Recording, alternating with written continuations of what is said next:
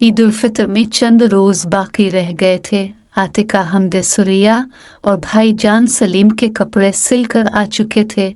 उम्मी और अबू ने नए जूड़े नहीं सिलवाए थे। कुछ अरसा कबल खानाजाद बहन की शादी हुई थी जिसमें उन्होंने 2 नए जूड़े सिलवाए थे। आतिका बेटा, ये मेरे दोनों जूड़े इस्त्री करके रख दे। नीला जोड़ा ईद की नमाज और बादामी दूसरे दिन पहन लूंगी। उम्मी ने आतिका से कहा। अबवी ने अपने दोनों सूट ड्राई क्लीन से इस्त्री करवा लिए थे।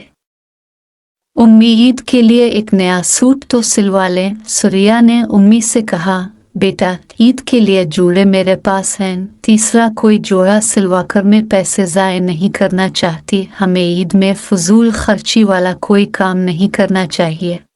अब बहन भाइयों के पास ईद में पहनने वाले कपड़े नहीं थे, इसलिए आपको बनवा दी हैं।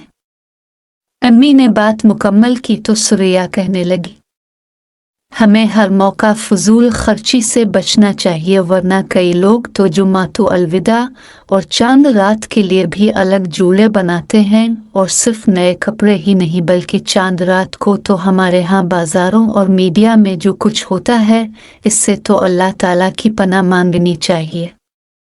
सुरिया की बातें सुनकर आतिका ने भी अपनी कही। हाँ सुरिया, मुझे याद आया कि मेरी दोस्त नेहा ने गुज़िश्ता साल चांद रात के लिए भी कीमती जूड़े बनवाए थे। इसमें तो किसी गरीब बच्चे के ईद के जूड़े बनाए जा सकते थे।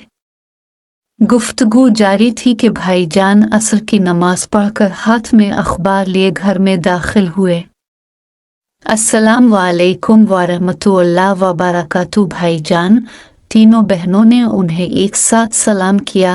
भाईजान ने भी मसनून तरीके से जवाब दिया। उनके हाथ में अखबार का रंगीन सफ़ा था। बहनों को ईद की बातें करता देखकर उन्होंने बाआवाज़ बुलंद एक मज़मून की सुर्खी पढ़ी।